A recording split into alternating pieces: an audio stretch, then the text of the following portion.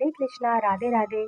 नमस्कार, बहुत स्वागत है आपका अपने यूट्यूब चैनल आध्यात्मिक टॉक्स में। दोस्तों, आज हम बात करेंगे पुरुषोत्तम मास की आने वाली अमावस्या को, जिसे पुरुषोत्तमी अमावस्या भी कहते हैं। और आज हम बात करेंगे कि जो पुरुषोत्तम मास में जिन्होंने व्रत किया है, स्नान दान किया है, तो वो अपना उद्यापन किस दिन करेंगे। 15 अगस्त को करेंगे या 16 अगस्त को करेंगे। अमावस्या तिथि कब से कब तक शुरू हो रही है, शुभ मुहूर्त के बारे में बात करेंगे।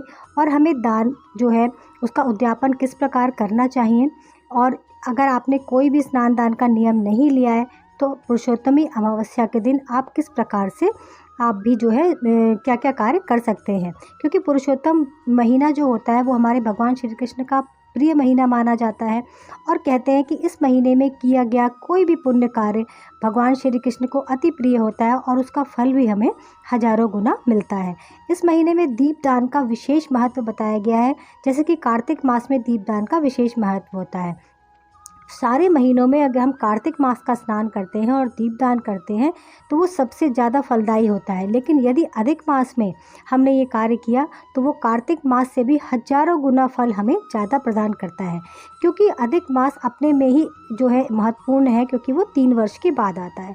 इसीलिए जो पुरुषोत्तमी अमावस्या है, जिस दिन अधिक मास का समापन हो रहा है, वो अपने आप में बहुत महत्वपूर्ण रखती है।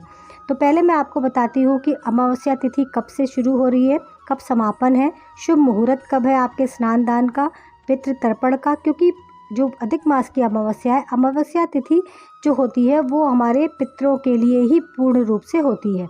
तो हमें उस दिन क्या क्या करना चाहिए, तो मैं बताती हूँ आपको। जो है मंगलवार 15 अगस्त को अमावस्या तिथि 12:42 से शुरू होकर 16 अगस्त दोपहर 3:05 तक है।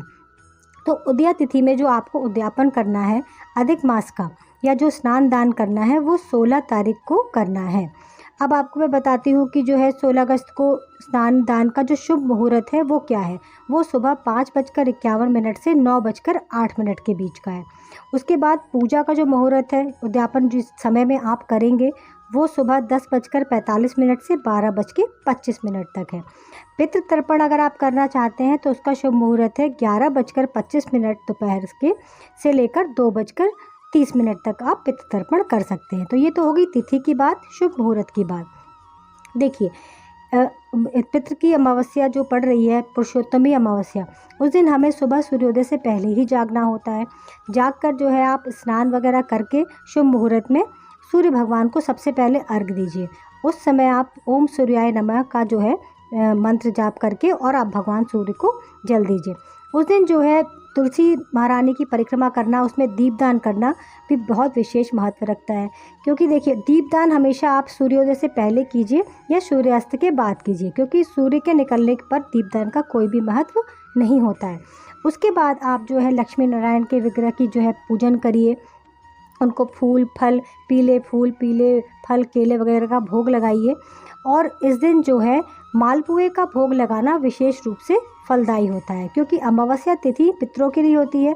और कहा जाता है कि 33 मालपुए का दान जो है लगाना बेहद ही फलदायी होता है। मैंने अपने पहले भी वीडियो में आपको बताया है कि मालपुए का दान ही क्यों लगाया जाता है, क्योंकि देखिए, और 33 की संख्या में क्यों लगाया जाता है, वो आप जाकर मेरे चैनल पर वीडियो पूरा विस्तार से देख सकते हैं।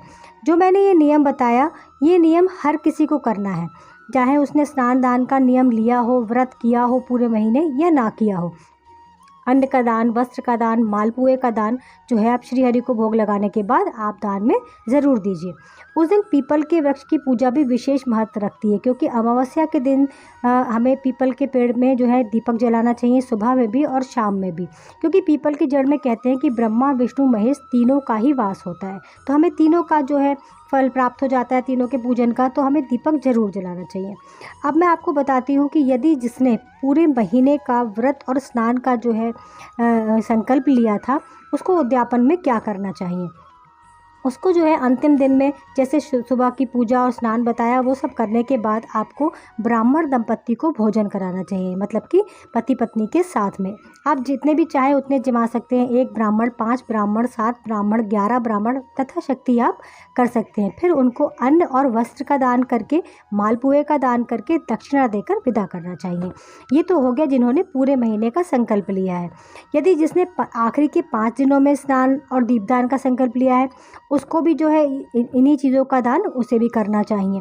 यदि आपने पूरे महीने कुछ भी नहीं किया है फिर भी आप जो है आखिरी दिन अमावस्या के दिन आपको मालपुए का दान जरूर करना चाहिए। कहते हैं कि जब मालपुआ हम बनाते हैं तो उसमें छोटे छोटे छिद्र बन जाते हैं, वही छिद्र हमारे पितरों को नरक लोक जाने से रोकते हैं।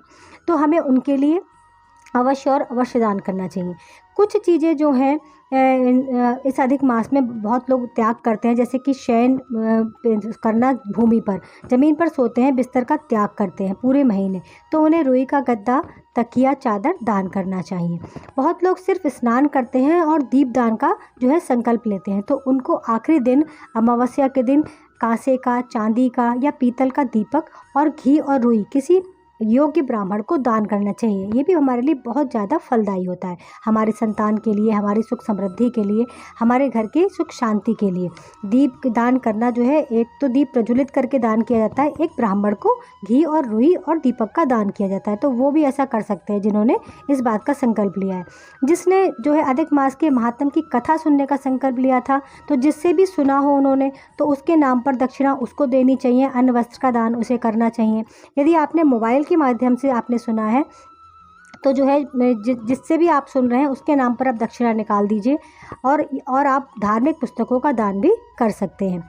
और भी बहुत सी चीज़ें जिसका दान हमें इस महीने में बताया गया है, जैसे कि पान का दान। मीठे पान का आप 33 की संख्या में किसी ब्राह्मण को दान कर सकते हैं, लेकिन दान करने से पहले हमेशा आप याद रखिए, मैंने पहले भी अपने वीडियो में बताया है कि सारे पानों को एक एक करके श्रीहरि को अर्पण करिए, अपनी मनोकामनाओं को कहिए और उनसे प्रार्थना करके कि हे प्रभु, मैं अज्ञानी हूँ, मैं इसके बारे में कुछ नहीं जानता, अपनी क्षमा याचना करके उसके बाद किसी को दान करिए। तो पान का दान भी बहुत अच्छा माना जाता है। अंतिम दिन आप दीपदान, 5 दीपदान तो ज़रूर करें।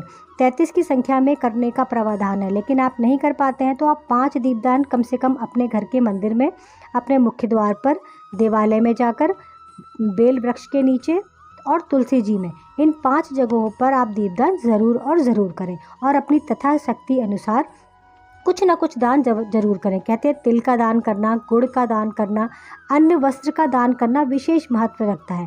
मालपुए का दान तो कहा जाता है कि ये भूमि दान के बराबर माना जाता है, और जो अन्न वस्त्र का दान करते हैं कहते हैं कि वो हमेशा स्वर्ग लोक में वास करते हैं। तो ये दान जो है आप अवश्य और अवश्य करें, इसका लाभ ज़रूर उठाएं इस पुरुषोत्तमी अमावस्या पर। धन्यवाद।